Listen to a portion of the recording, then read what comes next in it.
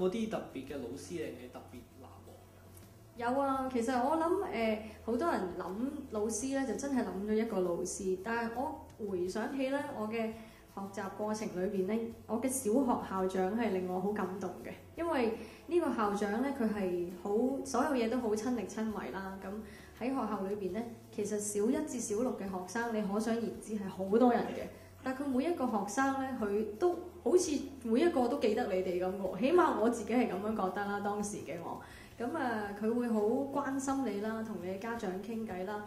最感動嘅一次咧，就係去到我小六畢業之後啦，我哋已經離開咗學校。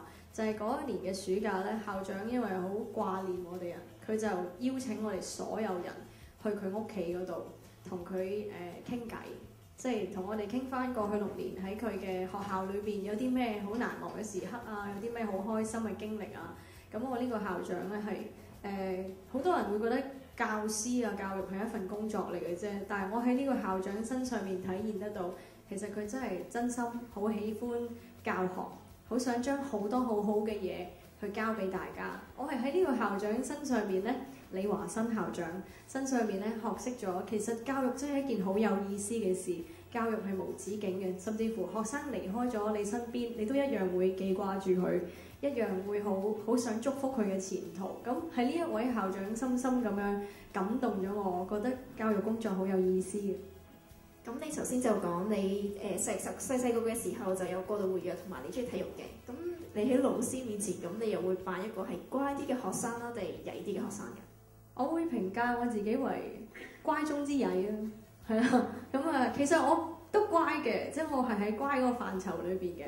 只不過我係喺好乖嘅範疇裏邊係屬於有少少有啲會曳咁樣咯。咁但係我係配合到課堂嘅進度啊，即係都係唔會搞事嗰種人。但係我偏向都係中意喺大家睇唔到嘅時候搞啲事咁咯。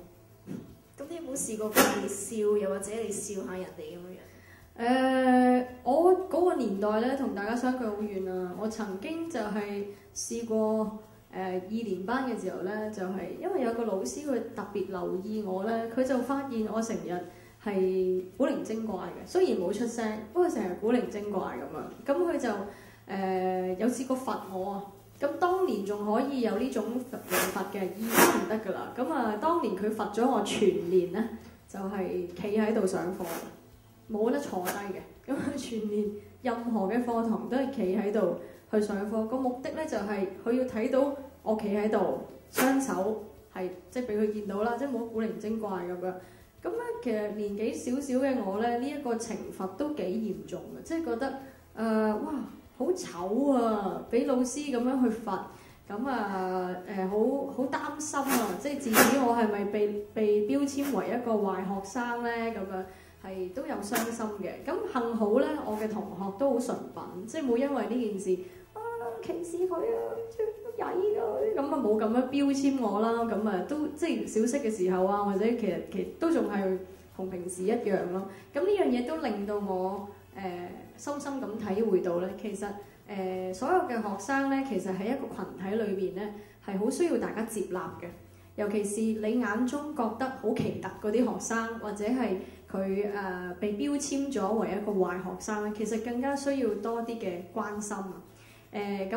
我亦都喺嗰一刻咧，深深咁體會到咧，哇咁突出，全部人坐喺嘅時候，我一個人企喺度上課，其實好難過㗎。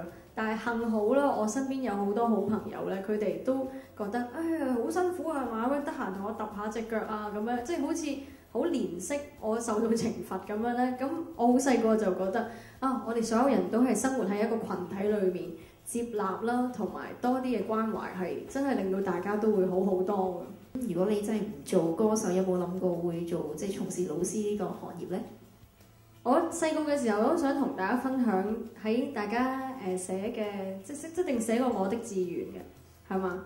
有唔知大家寫啲乜嘢？你寫咩㗎嗰陣時？做一個小提琴家。你都幾似啊！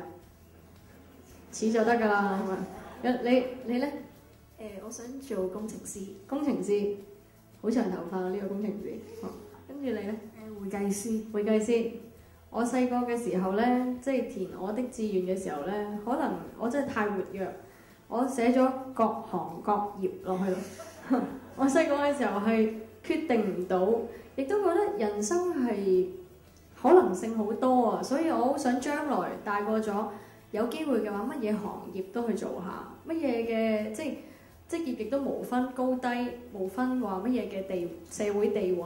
咁啊，我自己好想譬如揸的士啦，好想喺即係你曾經我睇過一個廣告，即係香港其實俾遊客第一個印象就係的士 ，Hello，nice to meet you 咁樣嗰種嘅的士司機啦 ，Welcome to Hong Kong 咁樣，即係同個乘客講聲你好㗎嘛。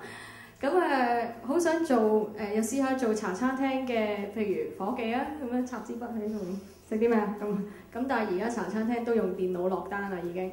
咁我亦都當然亦都好想做教師啦，就受我嘅校長影響啦，亦都好想做醫生啊，想做律師啊咁，係受好多唔同嘅各樣嘢，電影啦、音樂啦、電視節目啦、係睇書啦，有好多嘅唔同嘅原因，導致到我真係好想大個咗乜嘢都去試下。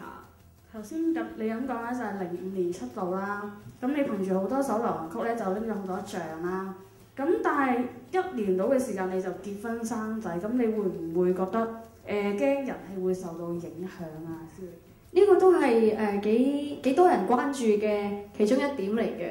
其實好多時大家都會諗啊，尤其是歌手、音樂人啊呢個行業，大家會覺得形象係好緊要嘅。如果你已經即係大家都好想，可能歌手梗係俾大家一啲 fantasy 啊，一啲夢幻，哇佢好靚啊，或者呢個歌手係帶領潮流嘅尖端嘅尖端嘅尖端啊佢咁，好想成為呢一種大家夢想或者一齊去追隨嘅呢啲嘅偶像啊咁樣。但係反而我自己睇音樂事業係另一樣嘢，即係我睇嘅音樂係我希望用音樂去感動大家，希望同大家一齊度過人生唔同嘅階段啫。咁喺我心目中呢啲嘅形象啊或者都唔重要。我亦都睇我自己嘅職業，大家都俾好多局限歌手，覺得歌手一旦結咗婚或者有自己嘅小朋友，好似就係一個身份咧，令到大家佢結咗婚㗎啦咁啊，佢仔都生埋啦咁樣，就好似係欠缺咗吸引力啊，甚至乎可能會覺得自此呢個歌手就好似唔再係一個大家嘅偶像歌手啊，或者點樣，有好多嘅標籤會擺喺有家庭角色嘅歌手身上。我反而就冇咁樣嘅擔憂。我覺得其實每一份職業都係嘅，唔單止係歌手。我哋就算已經結咗婚，或者已經有小朋友，有自己嘅家庭，有自己嘅家庭崗位都好，我哋嘅能力係冇受影響㗎。唔會因為我哋結咗婚，我哋有小朋友之後，唱歌會渣咗㗎咁，唔會因為咁樣你會喺舞台上面表演突然間會唔好㗎咁，就係呢啲嘅信念咧，令到我覺得一個人嘅人生係自然會走到唔同嘅階段嘅。我哋應該都好坦誠咁同大家去一齊去經歷咯。既然我嘅音樂係好想同大家一齊經歷人生，我亦都想你哋都同我一齊經歷我嘅人生。咁呢個亦都俾我好大嘅信心，覺得就算有一個家庭嘅我哋嘅崗位，我哋已經人生嘅身份又唔同咗，但係我哋喺工作上或者喺社會上都應該係得到大家同樣嘅歡迎，受到大家同樣嘅包容嘅。你就憑住你嘅信念啦，就打破咗歌手嘅局限啦。結果你事業啦、屋企啦都如日方中啦，但係好景不常就八卦雜誌就開始刊登你一啲不利嘅傳聞啦，甚至電視台同埋唱片公司嘅紛爭啦，令到你少咗上電視台啦。咁樣你係點樣對抗當時嘅打擊同埋挑戰呢？哇！呢一個都係一個幾都唔係我一個歌手要面對嘅嘢嚟嘅。我諗香港嘅娛樂風氣係一個對於成個音樂行業啊或者演藝行業嘅一個幾大障礙嚟嘅。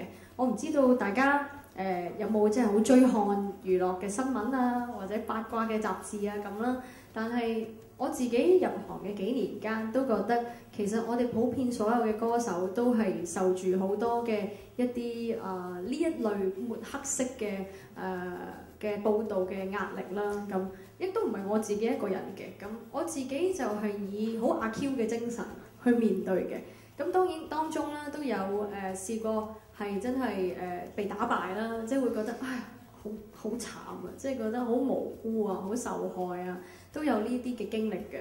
甚至乎我亦都試過真係當工作嘅壓力去到好大咧，我自己試過患上抑鬱症啦，真係要去睇醫生啦，要食藥啦咁。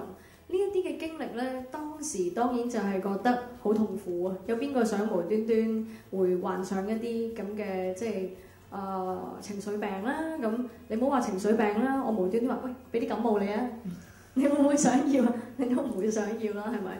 咁所以當你覺得由於你嘅職業，由於你嘅工作令到你太大壓力而患上咗情緒病，其實好無辜，覺得好辛苦。好似冇人幫到你咁樣，因為要面對呢啲嘢，永遠啲嘢就係追住你咁樣去，好辛苦。咁但係我而家當自己穿越咗呢一段辛苦嘅階段之後，諗翻起呢段經歷，其實都係一個好難得嘅人生經歷嚟嘅。我而家起碼可以多咗啲嘢做喎，多啲咩做呢？我做多咗好多精神健康嘅大事啦，做咗一啲思覺失調協會嘅一啲嘅大事啦，去推廣精神健康。咁其實有咩人係比一個即係真係康復咗嘅人更加有說服力呢？咁又幾得意嘅喎，即係當我好願意去分享一啲大家都會歧視嘅，有陣時有啲人對於情緒病唔認識，對於患有可能真係思覺失調啊，真係抑鬱症啊，或者躁鬱症啊、躁狂症嘅朋友，哇，好驚佢啊，黐線㗎！即係可能有啲人都會覺得，哇，唔好搞佢啊，大佬咁樣。即係好多人會對於呢啲病唔認識，然之後有一啲歧視喺裏邊，甚至乎可能你嘅身邊有朋友係患上呢啲病嘅時候咧，你都會不知不覺疏遠佢，唔想接觸佢。呢啲都係好常見嘅。咁我而家就會好好把握我自己嘅一啲嘅經歷，好好咁樣去同大家分享。其實情緒病同傷風感冒都係一樣，都係喺你唔知點解同埋唔知咩時刻無端端會侵襲你啦。但係當你患上咗之後咧，你亦都好似傷風感冒一樣，你去睇醫生，你食藥，你就會好返㗎啦。咁我就可以好有信心咁樣去做我呢一啲嘅工作。呢樣嘢都算係我人生一個好難得嘅經歷，令到我而家覺得我又多咗一樣使命啦。原來精神健康有好多人都唔認識嘅，我又可以向大家分享多啲啦。